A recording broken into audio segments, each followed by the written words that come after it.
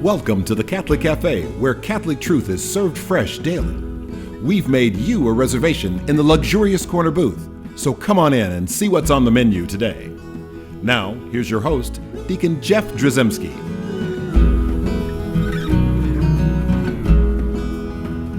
Greetings and welcome to the Catholic Cafe. I'm Deacon Jeff, sitting in the luxurious corner booth of the Catholic Cafe, sitting here with the Venerable Tom Dorian. Yes, sir. And so, Tom, we're without Sam again. He is like a good Sam Ayrton. Do you think he's pushing the car down the road? I think so. He's got a friend who's got a bad car. He missed last show. He's missing this show. It's the car that won't heal. I guess not. Yeah. I don't know. I think it needs some kind of, exorcism or something. I don't know. But, Or trade-in. Yeah, or trade-in. Either one of those. So our last show, we talked about just the concept of parenting, and that children are the natural fruit. Yeah, yes, a natural fruit of marriage. So it's a beautiful thing. And I'll be honest with you, a lot of people, especially when I'm doing marriage prep, they really haven't thought about that. The couple's really not thinking about how to raise kids. But there are some things that's good for them to know, I think, ahead of time. And not just things like you need to plan, you need to start putting money aside and just decide what kind of college, that's fine. Financial planning is a good thing. I'm not saying it's not, but you need to think about all those things like insurance and all that. Of course you do. But it's like how to raise a kid in this day and age. Because I have to admit, you look around and you go like, man, there's some knuckleheads out here who maybe just, and I'm saying that like it's a mean word, I guess, but the reality is I think there's not a lot of knowledge being passed around. And seems like some of the knowledge that's been passed down has been disregarded or seen as archaic or whatever. So a lot of traditional stuff kind of goes out the window.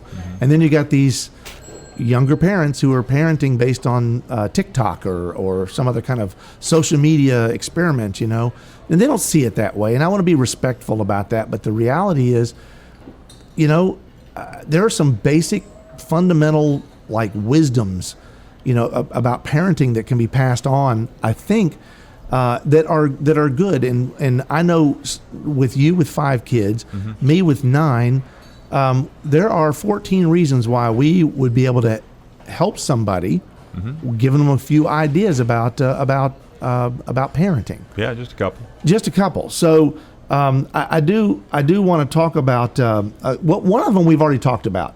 We kind of talked about it in the last show where we talked about kids are going to grow up and do what you do. Right. But essentially, kids will follow your model, not what you say, but what you do. And that's really important to understand. Because they learn not just through their ears. You can tell them things, and how many times, Tom, have you ever talked to one of your kids and like, you're not listening to me, are you? Oh, it happens all the time.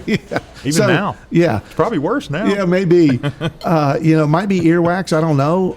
But also there's just hearing things is not always enough. They experiential learners, right? They need to touch, feel, see, walk the walk. They need to see you and see it modeled, and that's how they learn the majority of what they learn. It's funny when you see people. I knew a young man that was adopted, and his dad was a voiceover artist in the video business. Really? Right. And y'all would know the kid because he was on Saturday Night Live for a little bit, but and so this kid who was adopted sounds exactly like his dad did. Oh, wow. I mean, his voice, the characteristics, but they're not physically connected, right? But he learned from the cadence, the way his dad talked. And you've seen parents with kids, how their kids like some guys walking along like a lumberjack, kind of lumbering down the road, and then all of a sudden there's these kids walking behind him, lumbering behind him. Yeah. They learn their gait from him, and so all these things that we do as parents, our kids learn from us, and we don't even realize we're teaching them. So when you do realize you're teaching them, it gives you an advantage in helping build that domestic church.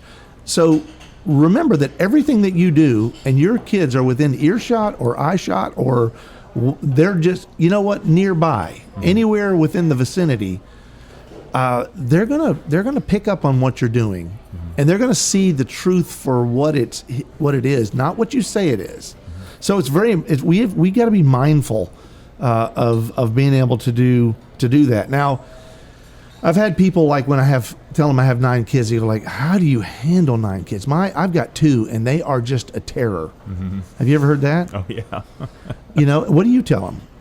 You know what's funny for us when we got to 3? So 3 was huge. That jump to 3 was overwhelming. Now they outnumbered you. Oh yeah, it's really overwhelming. But what was interesting for us was once we got to 3, it was easy. Like 4 was 3, 5 was 3, 6 was 3, whatever. I got you. It just felt like 3. Well, that's also part of that. It's just one more. Yeah, exactly. You're already here. Just one more. What's one more? Just put another more. Yeah. Next thing you know, you got 37 kids. Like, just keep going. Wow, one more. Just keep going. Yeah. Now, so and the sound is beautiful, by the way. The cacophony. Oh my gosh. Yeah, I do like that. I just sit back and take it in. So I used to travel a lot as a younger man for my work, and I'll be honest with you, because when we had 7, 8, 9 kids at home, it was noisy, and so I would go and I'd fly off somewhere and stay in a hotel, and that first night, man, it was kind of nice. It is nice. It was quiet. I didn't have to. I watched. But you end up missing it. Oh man, very quickly. Yeah, within 24 hours, I'm going like, yeah, I'm ready to go back. I want the kids. I want the noise. Yeah. I feel at home like that. And I don't know if you've had this experience as well, but if you take one kid out of that cacophony, the whole thing changes. It changes the dynamic. It's huge. It's a huge change. It tells you that they're all individuals. Yeah. Right. They all have different charisms, gifts, and that's a cool thing too. Yeah. Yeah. So when you have the kids there, right, and especially when you have a lot of kids, and people say to me, like, "How do you handle 9 kids? I can't handle the 2 that I have." I tell them something that sounds like I'm being disrespectful, but I'm not. It's a reality, and what I tell them is like, you know what? Kids will do exactly what you allow them to do. So often we forget that we're the ones in charge. I mean, I'm just, the reality is we forget that. And society's kind of making us forget that. Well, maybe sometimes, but I think that like sometimes we start to let the inmates run the asylum kind of a deal. Can't do that. And I'm not saying you have to be mean. I'm just saying that like you're the lawgiver. Right. And so you make the rules. Plus they do like boundaries. I think people like that. They need to have boundaries, right? And you have to set rules and set boundaries. And it's like, we're not going to tolerate this. You know, it got to be where a first couple of kids, we might have done some corporal punishment, just a little bit of a light tap on the rear end or something like that. But really, what really worked best was like a firm, like my dad voice.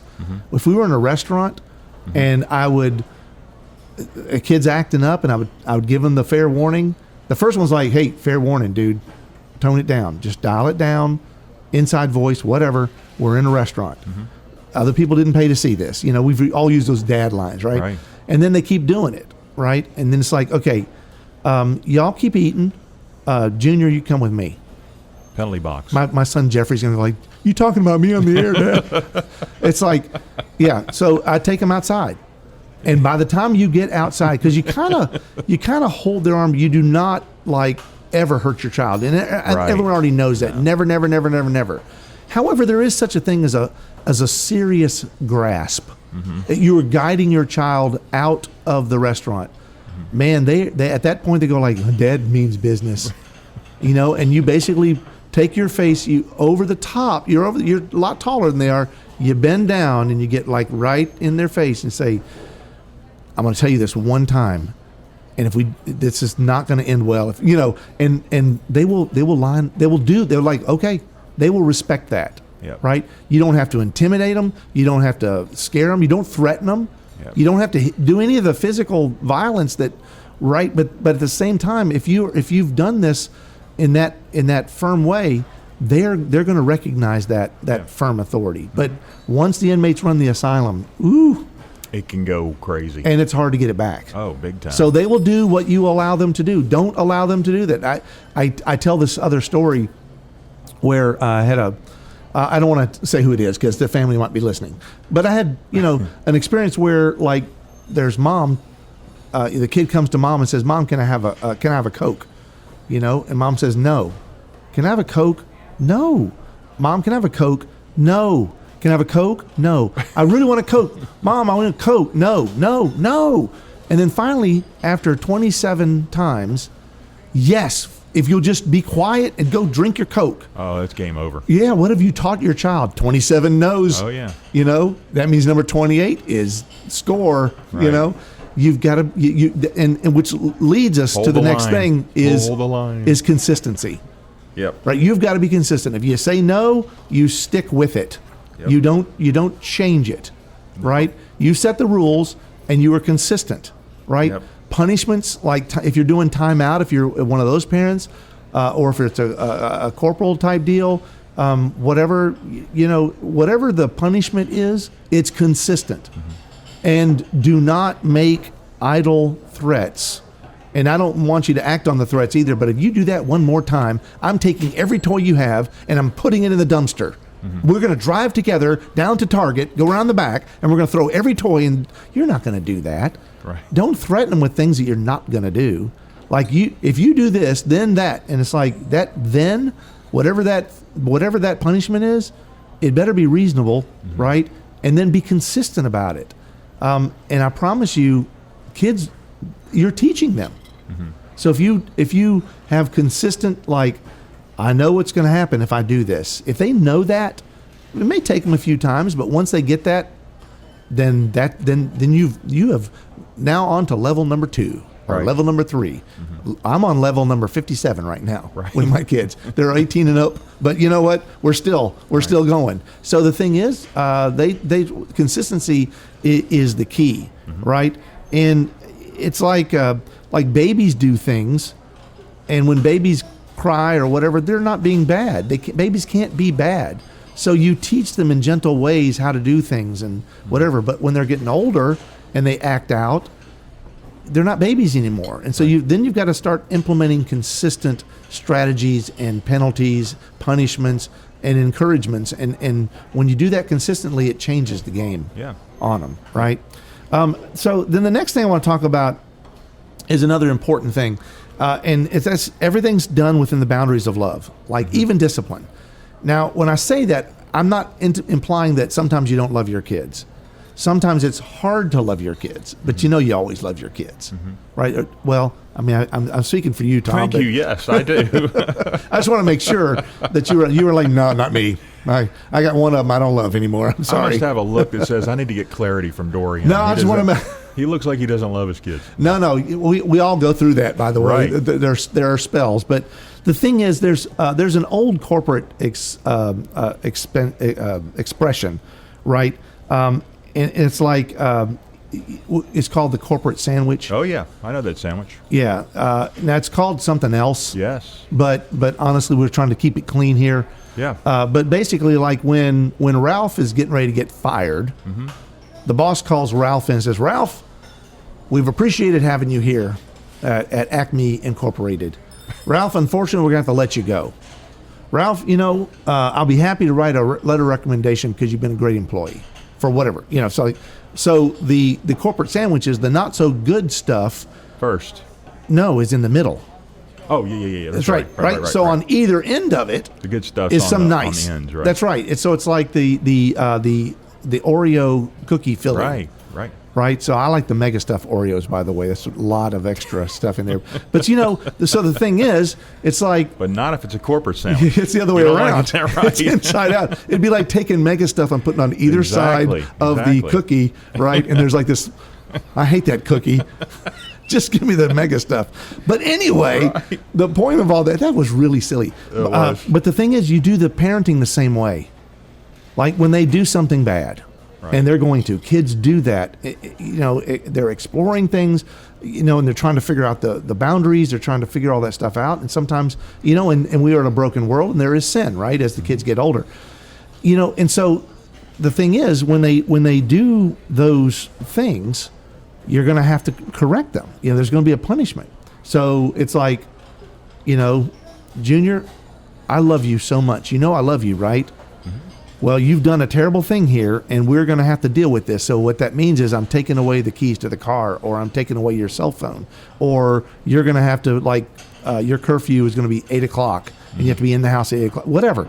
And then at the end say like, but I see such potential in you.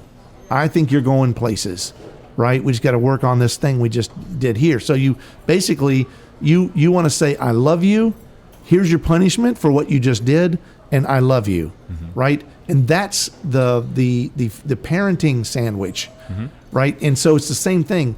Everything is within the boundaries of love. You are not just so angry with your kids that you make me so mad. Blah, blah, you yell and scream and slam doors and all that kind of stuff. That's not parenting, right? You've always got to love your kids, and they need to hear it often.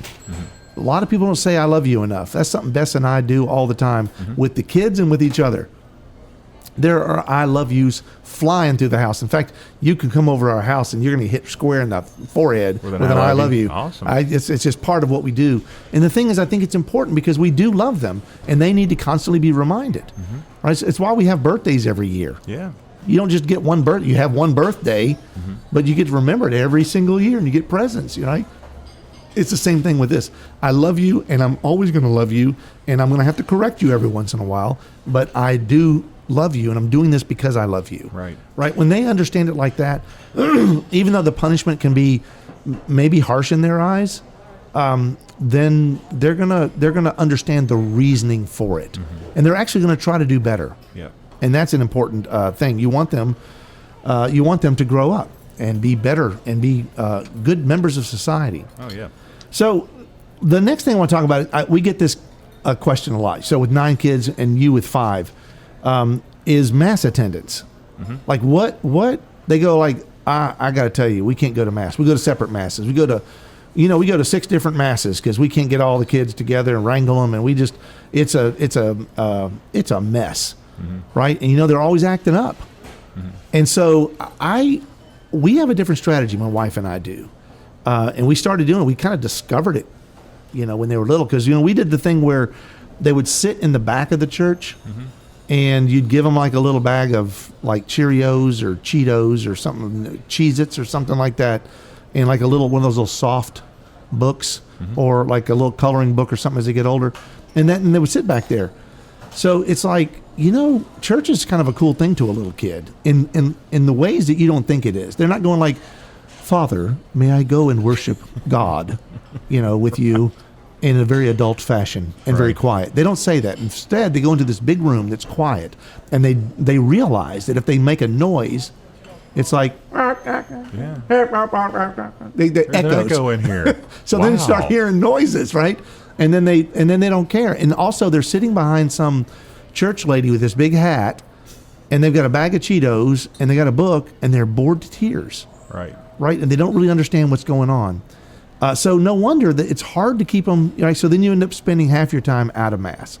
Now, this is not a fail-safe. It works a lot. It doesn't work every time, but it's actually worked pretty consistently for us. And that is, you sit up front. And when I tell people this, their eyes get really big, and they go like, "Oh no, no, no, no! You don't know my kids.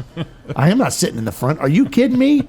I said, "You just have to trust it. Try it. Sit on the front or in the front few rows." Sit where your kids can see. And amazingly, then they start seeing this priest or this deacon and these people walking around, and they hear bells and they see somebody ring the bells. They see this guy holding up this chalice and they see like someone swinging this incense around, and it's fascinating. And they'll watch it, right? And you know what? It's actually okay if you're sitting there and you're whispering to your child, "That's Jesus, that's Father Jones. Remember Father Jones? He came to have dinner, And so, you have these little conversations, very quiet and subtle. No one's going to go like, "Shh," Now there may be a church lady or two that will do that to you, but don't listen to them. But the point is that when you sit up close, you are putting them like in the arena, Right. with the activity, and I think it's a good thing because kids they like to watch that stuff. Now there's still gonna be problems, right? Every once in a while the kids will still act up, and I see some young families that have taken that advice and they sit up near the front where the kids can watch, and occasionally kids can't help it, they're gonna have to go to the bathroom, or something, and so you're gonna have to take them out. So you want to take a pew where you're sitting at an edge and you can grab the kid in a moment of desperation right before they're getting ready to throw up or whatever, Right. and you can get out if you need to and then get back in. So it's just have them sit up front. Totally agree. Because also, because a lot of times people do the things where they have the children's liturgy of the word where your kids go out. That's kind of nice for you in one way, in that like you don't have like the kids to deal with. But honestly, I think it's actually worse myself. This is my personal opinion. You might disagree, but I think it's worse when you send them out because it's going to be harder to get them to want to stay, because where are they going? They're going to a place where they're getting to color and they're having snacks and they're finger painting and whatever. They can talk. Yeah, they can do anything. They're playing. It's playtime. It's supervised playtime. And people are talking to them about the faith, and I think that's nice. But the reality, you're taking them out of Mass. So you're not actually teaching them about Mass and about attendance at Mass and about how important and about what we're doing, so that by the time, as our kids got older, they knew what to do. They knew when to stand, when to sit, when to kneel, what to say. And I think it was actually a positive. So we didn't, because we tried a couple times sending them out, but we didn't like it too much. Yeah. So I'm not a big fan of that. And I think having your kids there, and Mass is for everybody. It's not just for adults. That's the other thing is, you go to the children's liturgy of the word, and sometimes it can be like they're kind of dumbing down the language a lot. And so there's a question about like whether someone's reading a gospel they're like reading a different gospel. Right? Technically speaking, there's a problem with not reading that actual gospel. Now, when they're really young, they don't have the obligation to go to Mass like we do. But once they get to be 7 years old, they're not supposed to be leaving and hearing a different gospel. They're at the age of reason. They're supposed to be hearing the gospel. So a lot of things to think about, and I'm very respectful. I don't judge, and we don't stop Mass at our parish and go like, hey, you, bring the kids up front, or hey, you, what are you leaving for? Right. We don't ever do that. I'm not going to judge that. And parenting is parenting, and everyone's different, and I recognize that. You're and just so sharing tips. These are personal experiences and wisdom, and I think you've probably shared some of these things, right? Some of these experiences. Now, the kind of the last thing, or next to the last thing I want to talk about is we have to understand something. Families have gotten rather complicated these days. We live in a broken world, and we're having more situations with broken families, marriage, annulments, divorce, obviously, that leads to annulment, and then you have sort of like 2 or 3 different Christmases, and there's just a lot of different nuances. And then you have kids that are stepkids that go through the "you're not my real dad" or "my real mom," and just a lot of difficulties, a lot of challenges. And we really have to we just have to chillax here, and some of this, just take it and do the best we can in these situations. Always do things in love, and not try to, because that storybook family with the like boy meets girl, girl meets boy, they fall in love, they have 2.2 kids or whatever, and all this stuff, and everything works out great. It's just hard. We don't see it all the time, right? So the reality is we have to understand that that divorce is a reality, and all these things. And one of the things I learned, one of the things Bess and I did was we were doing the 3 Christmases, and honestly, it got to be really hard until we decided one year we're going to have one Christmas, and it's going to be at our house. And my divorced parents, if they wanted to, they could come. They're welcome to come. We're doing Christmas, and the kids are going to get up at the crack of dawn, and they're going to run down the stairs and, open their presents. And we're going to do one Easter. We're going to do one Thanksgiving.